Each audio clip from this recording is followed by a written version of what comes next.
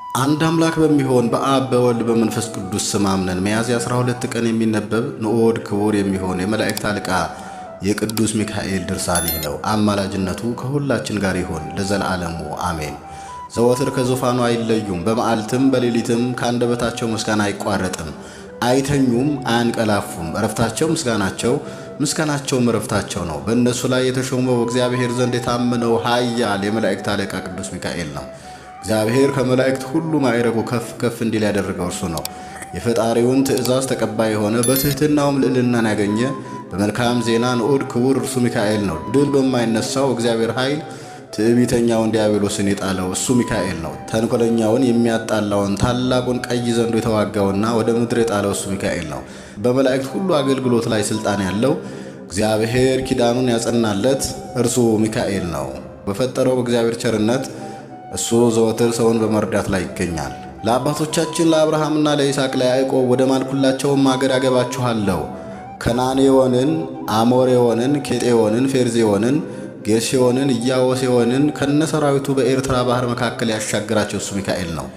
የእግዚአብሔር ወዳጁ ሙሴ በደብረ ናባው በሞተ ጊዜ እግዚአብሔር እንዳዘዘ ሥጋውን የሰወረ እሱ ነው። ስለ ሙሴ ሥጋ ሰይጣንን በተቋቋመ ጊዜ የመላእክት አለቃ ሲሆን የነቀፋ ቃል ይናገር ዘንድ አልተዳፈረም።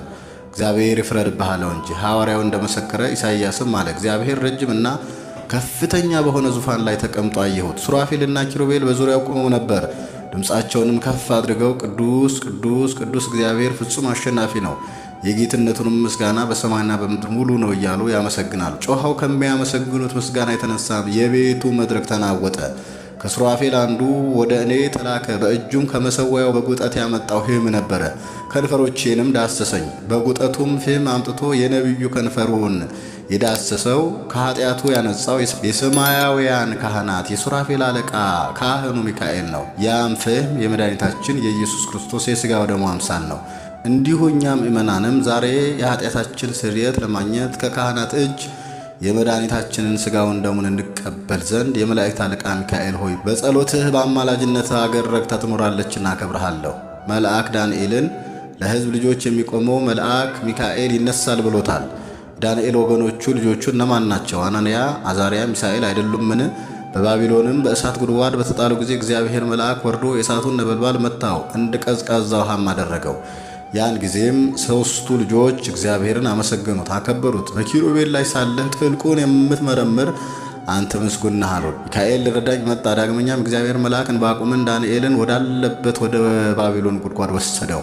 ዳንኤልም ወዳጆቹን የማይረሳ አምላክ እኔንም አሰበኝ አለ። ዳግመኛም ዳንኤል የከበረው መልአክ ሚካኤል በሁለቱ ተራሮች መካከል ቆሞ ደስ የሚያሰኝ ነገር ይናገራል አለ። ዳግመኛም ሚካኤል ማለት እግዚአብሔር ኪዳኑን ያጸናለት መልአክ ማለት ነው። ዳግመኛም እግዚአብሔር ምክሩን የሚገልጽበት መልአክ ይባላል። ይህስ እጹብ ድንቅ ነው፣ እውነትም ድንቅ ነገር ነው። አብ ስለ ሰው ልጆች ድህነት ወደ ድንግል ማኅፀን ቃሉን በላከ ጊዜ የመላእክት አለቃ ሚካኤል ጭፍራ አለቃውን እንደሚሸኝ እስከ 5ኛው ሰማይ ድረስ የእግዚአብሔርን ቃል ተከተለው የሚል ተጽፏልና። ነገር ግን ከዚህ በኋላ ያ ቃል ተሰወረው።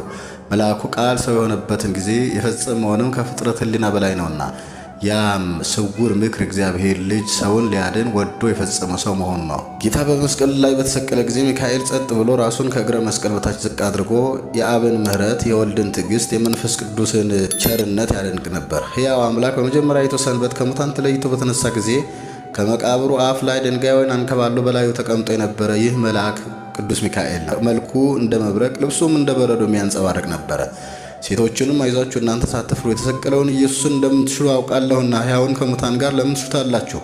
እንደተናገረ ተነስቷል፣ ከዚህ የለም። የተቀበረበትን ቦታ እዩና ሄዳችሁ ለደቀ መዛሙርቱ ንገሯቸው አላቸው።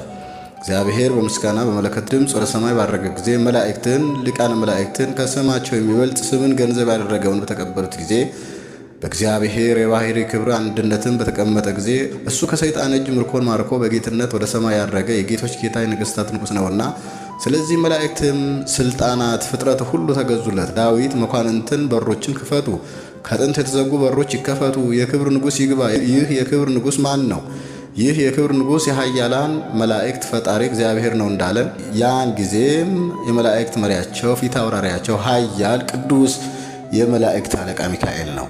በዚህ ታላቅ ክብር ላይ ጌታው የሾመው እሱ ነው። ይህችውም በትንሣኤ በእርገት ክርስቶስ ዳግመኛ በመጣበት ጊዜ የእግዚአብሔርን አዋጅ መንገር ናት። ጳውሎስ ጌታችን ንዑና ሁሩ ለማለት መላእክት አለቃ ሚካኤል ድምፅ የአምላክነቱን ቅዱስ ቸርነቱን ያደንቅ ነበረ። አምላክነቱን አዋጅ በማስነገር ከሰማይ ይወርዳል እንዳለ ደቀ መዛሙርቱም ለምን ቆማችሁ ወደ ሰማይ ትመለከታላችሁ? ይህ ከእናንተ ተለይቶ ወደ ሰማይ የወጣው ኢየሱስ ክርስቶስ ነው። ወደ ሰማይ ሲያርግ እንዳያችሁት በክብር በጌትነት ዳግመኛ ይመጣል ካላቸው መላእክት አንዱ ሚካኤል ነው። ይህ ሁሉ የምስራች ቃል ንዑድ ክቡር ኃያል በሚሆን በመላእክት አለቃ በቅዱስ ሚካኤል አንደበት ለጻድቃን ተነገረ። እንግዲህ ታላቁ ነቢይ ዳንኤል የከበረ መልአክ ሚካኤልን በሁለቱ ተራሮች መካከል ቆሞ ደስ የሚያሰኝ ነገር ሲናገር ሰማሁት ያለው ስለዚህ ነው። ተራሮች የተባሉም ልዑል እግዚአብሔር የመረጣቸው ቅዱሳን ናቸው። የጻድቃን ነፍሳት የጸኑ ተራሮች ይባላሉና፣ ስለዚህም ሚካኤል ምክሩን የሚገልጽበት መልአክ ተባለ። ዳግመኛም ሄሮድስ ጴጥሮስን ይዞ በእግር ብረት ባሰረው ጊዜ የእግዚአብሔር መልአክ ወደ እሱ ወርዶ ጴጥሮስን ቀስቅሶ ተነስ፣ ታጠቅና ተከተለኝ አለው። እግር ብረቱ ሰንሰለቱ ከእግሩ ከእጁ ወልቆ ወደቀ። ከእስር ቤትም አወጣው። የብረት መዝጊያ ወዳለ በር መጣ። ያን ጊዜም ራሱ በገዛ እጁ ተከፈተለት። ጴጥሮስም እግዚአብሔር በእውነት መልእክተኛውን ልኮ እንዳዳነኝ አሁን አወቅኩ አለ።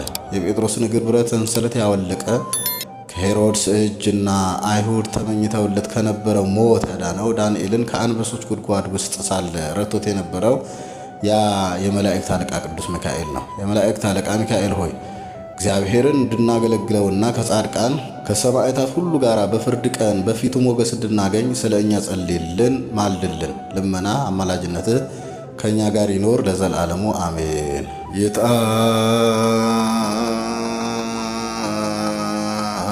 የታየን መልአከ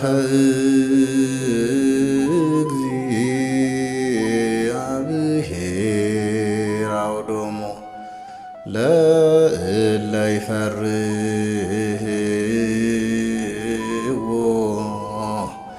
ወያድኅኖሙ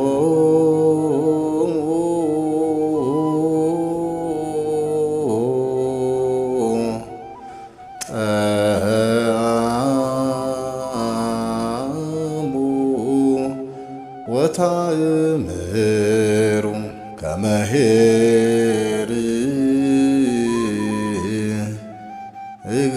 እግዚአብሔር